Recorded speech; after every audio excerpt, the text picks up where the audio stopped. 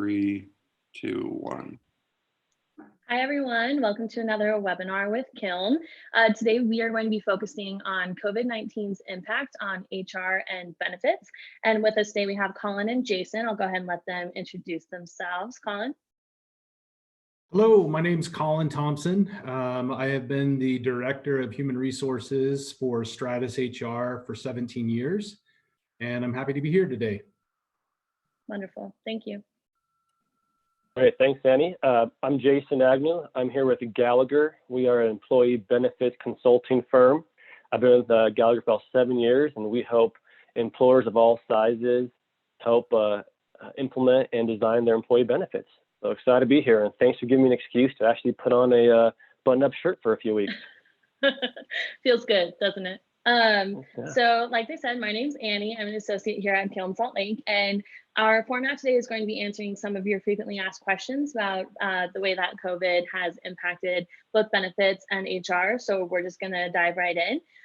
So a lot of people are interested in having a better understanding of the requirements of their health plan covering testing and treatment for COVID-19. Jason, do you want to kind of elaborate on that? Yeah, great question. Thank you. We've been getting that question a lot. And recently, with the passing of the CARES Act, every employer, every insurance carrier, no matter if it's self-funded, fully insured, if you're a small employer, large employer, all medical health plans are required to cover testing for COVID-19. Now, for treatment, most of the insurance departments have recommended that insurance carriers cover the treatment as well. And here locally in Utah, most of the insurance carriers are covering treatment with a zero cost share for members, but there are a few that are treating it just as any other condition, which results in there may be some cost sharing for members. So what I recommend is if you are you going through treatment, reach out to your insurance company to verify if they're covering those costs for you at no cost, and most are going to be covering it for you. Great. So with the move from high to moderate risk this last weekend, a lot of people are kind of itching to get back to this new normal. And there are some questions surrounding, if an employee has not tested positive for COVID-19, and they're not exhibiting all of the symptoms, and they're wanting to know if they need to come back to work, if they should come back to work. What does that kind of process of reentry look like, Colin? Yeah, great question. We also have gotten that question several times. That is a kind of a tricky question as well, because there are people that can display COVID symptoms or be asymptomatic and not display any symptoms. And so we've been recommending to our clients and in the HR community that we would tell employees to monitor their symptoms. Obviously, if you have any of the symptoms, we would ask that you be a responsible citizen and stay home and try to limit any exposure or any interaction with any of any other employees within your organizations. We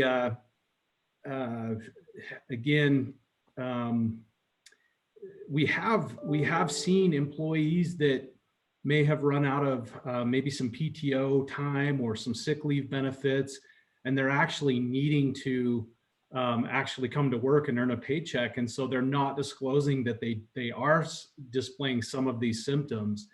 And so we're asking all of our employees to make sure and just be really good global citizens and be responsible to their fellow employees and monitor their symptoms, follow CDC guidelines. And if you display any of these things, please stay home and work with your manager on returning to work, or if there's any issues with pay and things like that, let's talk about those things and let's work through those things. But yes, stay home, work from home, social isolate, social distance, all of those things. All very good advice, Colin. Definitely so important to adhere to those CDC regulations and guidelines as we continue to move from a higher risk to a lower risk. It's so important to wash those hands and be smart. So the next question surrounds employees who have been furloughed. So is it possible for a furloughed employee to continue on their employer's health plan? Another good question, a question we're getting a lot right now, and we realize and recognize and want to have empathy for employers. This has been a challenging time, and employers are having to take measures to try to cut some savings and some cost. And so we've been, a lot of employers reaching out saying they're furloughing their employees. However, they still want to allow their employees to continue the benefits and ask if that's an option. And the answer is yes, it is. Now, you always want to refer to your plan documents, what they refer to as far as your eligibility. But again, most of the insurance carriers, in fact, pretty much all the carriers we work with, are making special exceptions right now to allow employees who are furloughed to continue their medical plan. Now, the employer does have to continue to pay premiums, though. So that's one thing I gotta make sure you're aware of. If you are wanting to keep your employees covered on your medical plan, premium has to be continued to be paid. All right, that makes sense to me. So with this new normal and reentry, there are a lot of new policies and procedures companies are choosing to adopt, including increased things like sanitation that might impact people's kind of day-to-day duties and responsibilities. If an employee begins to complain about those new job duties and responsibilities, is there any way that you could maybe force them to comply or strongly encourage them to? What does that process kind of look like, Colin? Yeah, this is an interesting question. These, again, I'm going to use the word unprecedented, and a lot of people have been using that word recently. These are unprecedented times. We, in our history, at least for several years, have never experienced anything like coronavirus and COVID. And so it's just changed the landscape of business at this point, and at this point in time. And we all know that business changes constantly, and we have to adapt, and we have to change the way that we do business. And so employees need to do the same thing. And there are certain scenarios and circumstances where employees are not able to perform their normal job duties or even perform duties that they were hired to do. So employers need to try and be as flexible as possible, but the employees as well have to be flexible with their job duties. Again, going back to the comment about not being able to maybe do their normal job duties, and employers have maybe had to implement different duties and things that we're asking our employees to do. And we have had complaints from employees saying, that's not my job. That's not what I was hired to do. But in these times where business has changed, we can ask employees to do different duties. I know of somebody that is a teacher in a private school, and her employer has asked her to come back to work. And even though there's no students, they're working on different things like updating lesson plans and criterion, and testing tests and all of those things that teachers do on a daily basis. We have some teachers that are making repairs to the school and doing some light painting and things. But there's a lot of people out there that would love to be working at this point. And so it's one of those things where employees need to be flexible, and employers should and can ask them to take on some additional duties that typically wouldn't be within their normal job scope. Yeah, that flexibility is definitely going to be more important now than really ever. Unprecedented times, just like you had said. So a lot of companies are starting to see, about 2 months into this, hopefully there's light at the end of the tunnel, but maybe their runway is just getting shorter and shorter, and they might have to make the challenging decision to, lay off some of their employees or to furlough them. What kind of happens then to their benefits and the things that were maybe in their package when they first signed on, in the event that they are laid off? Yeah, that's another good question. And the main difference between what happens when someone's furloughed and laid off when it revolves to benefits, as I mentioned, when they're furloughed, they're still considered an active employee, even though they're not currently working, earning any wage. That's one reason why they can continue on the benefits. unfortunately, if somebody is laid off and there's a true termination, then just like before COVID-19, at that point, that employee would be ineligible for the group plan, and their benefits would cease. However, they would be eligible to continue on COBRA. So I'd highly encourage them to look into COBRA if they want to continue coverage on their same plan. But as a result, COBRA can be costly because the terminated employee or employee that was laid off is then responsible to pay 100% of the price. They're not going to receive the employer contribution that they were prior. So what we're seeing and recommending a lot of those individuals who are going through this challenging time and getting laid off is that creates a qualifying life event that then allows that employee or that ex-employee to go off to a private exchange, to go to healthcare.gov and use that qualifying event to seek to get an individual plan and possibly get an individual plan where they might qualify for a subsidy through the federal government to help cover some of those costs of getting a plan. So unfortunately, they wouldn't be able to continue on the group plan, but there are some options, whether it's through COBRA or going to the individual exchange to continue on to get medical coverage. Wonderful. And just really quick for those watching who might not be as familiar, can you elaborate on COBRA just a little bit for them? Sure, definitely. So COBRA allows an employee who was terminated or laid off to continue the same plan that they were on their employer's plan. And they can stay on it for a duration of time, depending on the circumstances. If it's a smaller employee that has less than 20 employees, it's called a state continuation. They can typically stay on that for an additional 12 months. If they work for an employer that has more than 20 employees, it goes to more what's called federal COBRA, and usually they can stay on that for up to 18 months. There are some exceptions, but as a general rule of thumb, if you've been working for your employer and you do get laid off and you want to stay on that same plan, you do not want to move. For example, if you're currently going through a treatment for some sort of medical condition, or you just love your plan and you don't want to switch, you can stay. There's some protections given to you where you can stay on your plan. At that point, though, you are just responsible to pay the full portion of the premium back to your previous employer. They'll be sending you notices notifying you that you're eligible for COBRA, and then you have to go ahead and elect that. It's not automatic, so you're not going to automatically be enrolled in COBRA. Once you get the election forms from your prior employer, you can choose to elect it, go into COBRA, and then you'll send payment back to your previous employer to continue on with that plan. Wonderful. Thanks for taking the time to elaborate on that, Jason. This next question is going to be back to Colin. So, some business owners are aware that they might need to temporarily shut down due to the coronavirus pandemic. Maybe they are unable to adapt to regulations imposed at a local, state, or federal level to remain open. How should their employees proceed? Is it time for them to start the unemployment filing process, or what kind of happens next for them?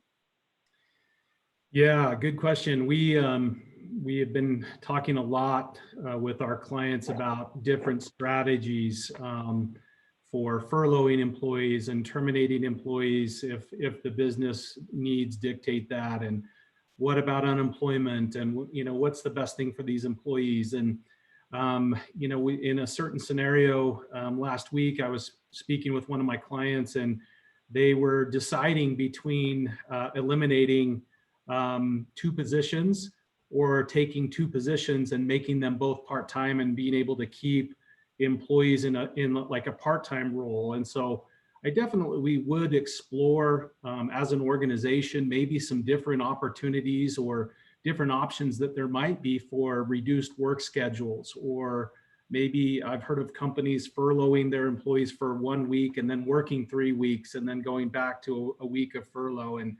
But unemployment is definitely an option for these employees. And in the case going back to the 2 positions reducing to part-time, those employees could actually go and file for unemployment for the difference in the hours that they would then be losing. So they would receive unemployment insurance or unemployment benefits for the reduction of hours, which kind of helps them. But then also it allowed the company to keep 2 employees employed through this temporary period in which they're kind of they are affected by, the virus. And so it's definitely one of those things that you'll want to explore, or maybe consider just alternative work schedules. With unemployment benefits, obviously they are there to help employees through times in which they are not able to work.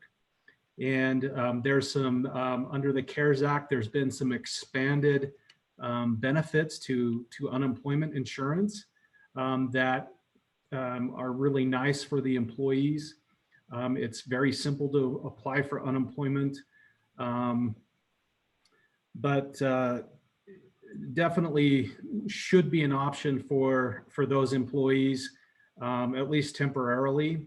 And when the business can recall these employees and bring them back, they're able to come back to work, and they were able to kind of participate in some of those benefits that are outlined for them. One thing that I should probably point out, and that most people would want to know, is that due to the pandemic, these unemployment claims that are being claimed against your company are not going to count against your unemployment. If your unemployment rate is dependent on, it can be raised or lowered based off of the number of claims that are claimed against your company and the dollar amounts that are claimed against your company. And so those things have a lot to do with what we call social costs, and that social cost is a component of unemployment insurance. And so I think a lot of these claims will be just chalked up to the social cost, and the government can, determines whether those social costs go up or down. And so really the impact for employers and their unemployment rates shouldn't be as drastic as it would be had this been, outside of the pandemic and the company needing to make some, company furloughs or layoffs. So that is nice for employers to know that the amount of the impact isn't as great during the pandemic as it would be outside of the pandemic. Wonderful, thank you. This next question kind of dovetails with that really well. So some employers have employees who are not necessarily working right now, but they haven't been laid off. So they're not able to collect their portion of their benefit premiums because there's no pay to collect it from. What are their options for collecting those premiums back? Yeah, that's a good question. And as I had referenced earlier, one of the criteria to continue on your medical plan if you're furloughed is premium still has to be continue to be paid. That poses a little bit of a challenge if the employee is not receiving any wages.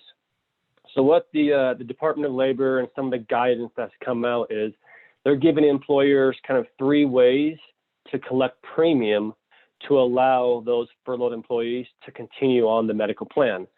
The first way is an employer can choose to pay the premiums on behalf of those employees. The second option would be to ask the employees who have been furloughed to pay as you go, which would require those employees to actually probably, write a check, send money back to the employer to cover their portion of the premium.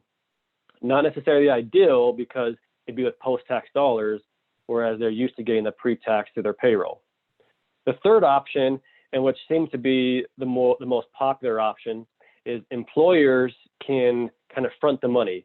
They'll pay the premiums, the portion the employee was responsible for, and then when they bring those furloughed employees back on and they're working full time, they're getting wages again, they can just have those employees pay catch-up contributions pre-tax to their payroll to pay the portion of their premiums when they were not working. So those are kind of the 3 options that you can choose. One thing I will say though is if you do go with that third option, which seems to be the most popular, one of the challenges or risks can be is If for some reason that employee ends up not coming back, or they end up getting terminated, and that employer had paid a few months worth of premiums for them, it's going to be a challenge for the employer to go ahead and recoup that money. So that's just something to be aware of if they choose to go that route. Definitely good to know. So, kind of coming back to everyone itching to get back to it. I know right before we started, I was talking about how excited I am to be back here at Kiln and not having to work from home anymore.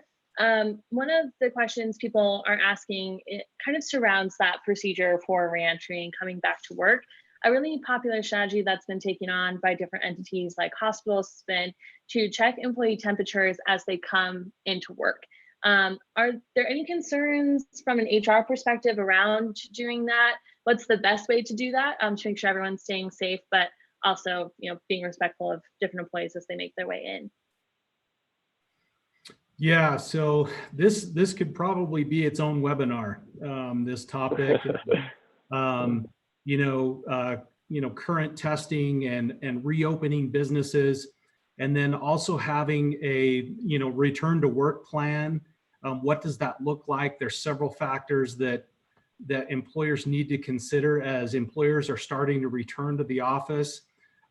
We have a really good return to work plan that I'll send to Ann, and she can send that out to the participants on the call today if you're interested. But it just kind of goes over a lot of the things that employers should consider as far as a communication plan and who's going to coordinate this, and determining when are we going to have employees start to return to the office, conducting risk assessments, and cleaning of the office, and safety protocols, all of those things. So I will send that to Ann, and she can send that out to the participants today.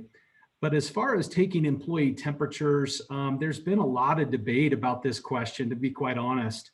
I know that some companies are doing it, some companies are not. There's been questions about the legalities of this. The EEOC and the Department of Labor have come out and given authorization to employers to go ahead and do some of this return to work safety testing, which would include testing employees' temperatures, things like that.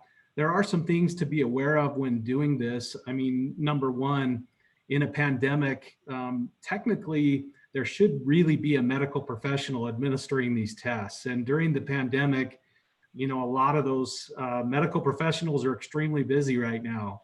And so, that kind of goes to, follow the question is, okay, who's going to administer this testing? Some companies might have a company nurse on staff or an EMT on staff, and those are good options. But for smaller companies that don't have those options, the EEOC has given guidance and said you can have an employee that could be trained and could volunteer to administer these tests. The testing obviously would be a no contact test, so an infrared thermometer. You could read employee temperatures, but at the same time, what are we really learning from this? What is it really telling us? Again, going back to a point I made earlier, that there's employees that can have COVID symptoms but may not have a temperature. There might be employees that have a temperature but don't have COVID. They might have general flu, and so but the thing to really determine is, okay, if someone is displaying a temperature, maybe displaying symptoms, what are our options for these employees? And obviously, sending people home, making people stay at home. Attorneys are recommending that if you do send employees home for symptoms or temperature, that you do pay them for it to kind of reduce and mitigate some of the risks that you might have. Temperature taking time under the Fair Labor Standards Act should be paid. So the time that employees are social distancing and waiting in line for their turn for their temperature to be tested, that would be compensable time under the Fair Labor Standards Act. Some of the other, I'm just kind of looking over my notes here. You are allowed to ask about COVID symptoms, but really anything outside of COVID symptoms, you probably should maybe stay away from. So you just want to specifically be asking about COVID symptoms. Doctor's notes have kind of been a problem for some employees at this point because doctors are so busy. And some employees forget and they leave and they don't have doctor's notes. Hey, I say that there's got to be some trust with employers and between employers and employees. If an employee is saying that they sought medical attention and this is what their doctor said, we might have to kind of just go with the trust of what they're telling us is accurate. But there have been a lot of medical professionals that are also extremely busy and haven't been providing these doctor's notes of, hey, these employees are okay to return to work and we've medically checked on them. And so they may be coming back to the workplace without that documentation. And, you know, we would say, hey, let's work with our employees. Let's trust what they're telling us, but let's also follow CDC guidelines and let's implement social distancing guidelines. Let's make sure that we have correct spacing.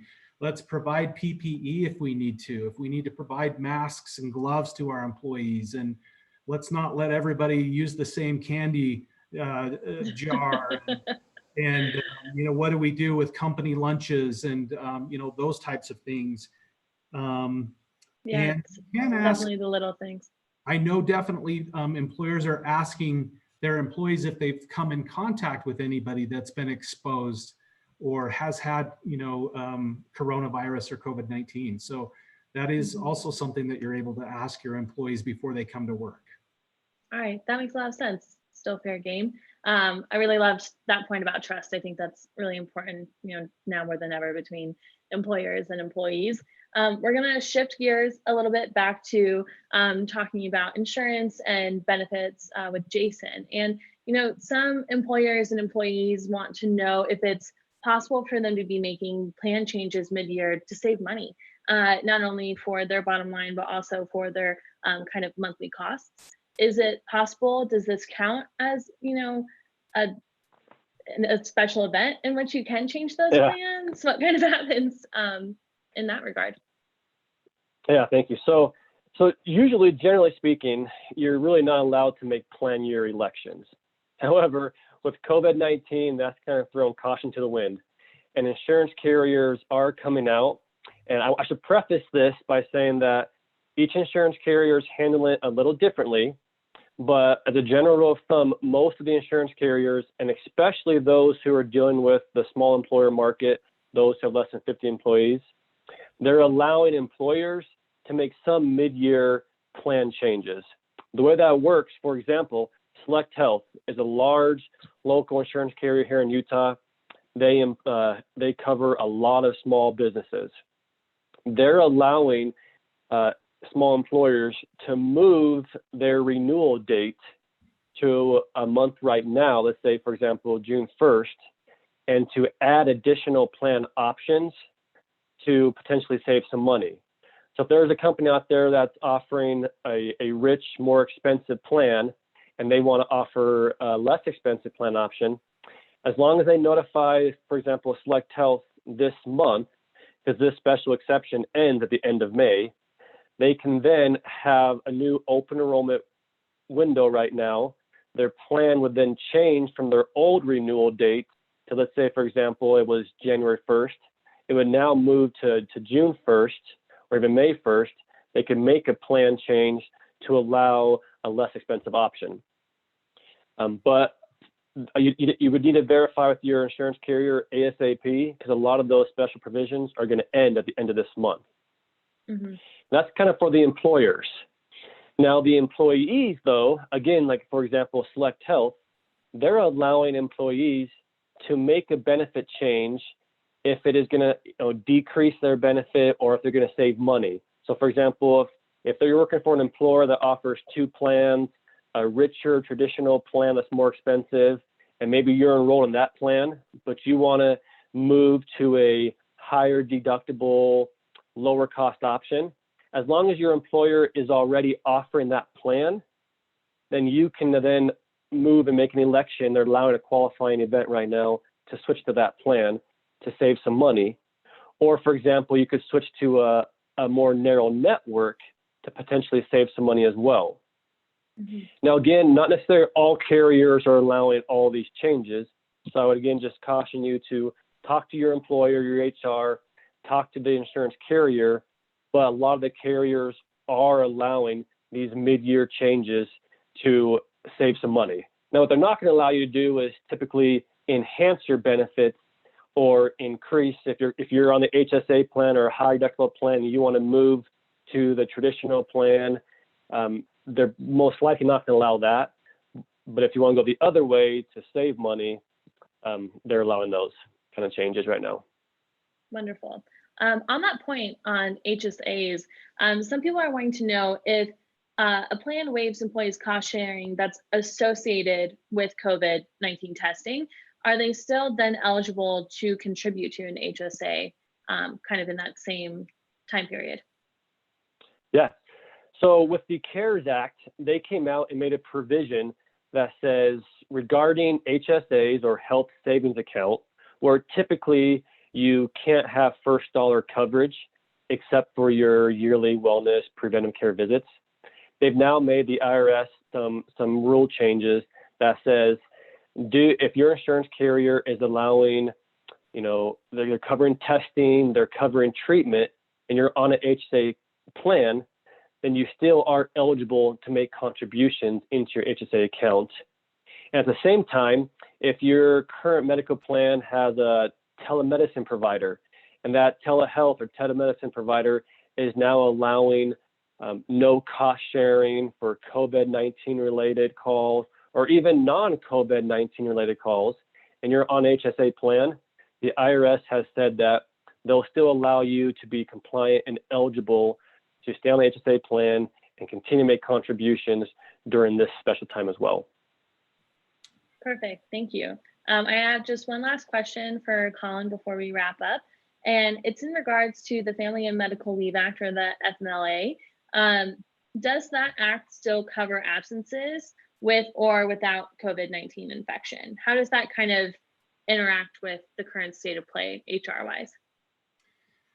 Yeah, we've had a lot of questions about the FFCRA and the CARES Act, and am I eligible for paid sick time, and the EFMLA, the expanded FMLA, how does that work, and is it paid? And generally, leave under FMLA is unpaid, and they're under expanded FMLA criteria, the DOL and the EEOC have made changes to where somebody can apply for up to 12 weeks, 10 weeks of expanded FMLA to care for a child whose school or daycare provider may not be available. And so we find that there are several employees that are falling into this category where schools are closed, daycares are closed, they have the ability to work from home or to telework, but they have kids at home, and kids are still being required to, do online school. And so as a parent, you're kind of juggling during the workday your job responsibilities, but you're also trying to get these kids to log in and go through lessons and complete homework and things. And so through that expanded FMLA, somebody that's eligible would actually receive compensation of up to 2/3 of their primary wage to help take care of these children who aren't in school or whose daycare provider may not be available. Under the FFCRA and paid sick time, employees may not have the virus, but they might have been in contact with somebody that has the virus. They might be experiencing some of the symptoms that have been outlined by the government as far as the virus. And the way that they would be eligible for paid sick leave under those circumstances is if they have sought medical attention from a physician, and they may have been tested but not have results back yet. So under some of that criteria, yes, there would be some coverage, either for yourself, which would be 100% of your wage, or if you're caring for somebody else, would be up to a percentage of your wage when caring for others. But again, these are all credits that employers can take advantage of. And in most cases, employers will receive 100% of that money back once they've paid those employees through payroll tax credits and things that we're actually helping our clients obtain and track for them. And so the burden for the employer is that they have to administer these types of leave, they have to track it, and just coordinate with their employees, when they plan to return to work, and what their schedule is looking like, things like that. I hope that answered the question enough, because there's been a lot of different questions surrounding those two programs. But yes, you may not have coronavirus or COVID symptoms and still be able to receive some of the leave and some of the compensation that's available. Wonderful. That is definitely helpful, Colin. Thank you so much. On that note, I'm going to go ahead and wrap up. Please make sure to head to kiln.co and check out the recap from this webinar. We're going to include all those resources mentioned by Colin and by Jason, as well as their contact information if you have any additional questions about HR or benefits or anything COVID-19 related in kind of that field. And thanks so much. We'll have another webinar this Friday where we're talking about economic growth and recovery. We'll see you then. Thanks, guys. Thanks, Danny. Thank you. Bye.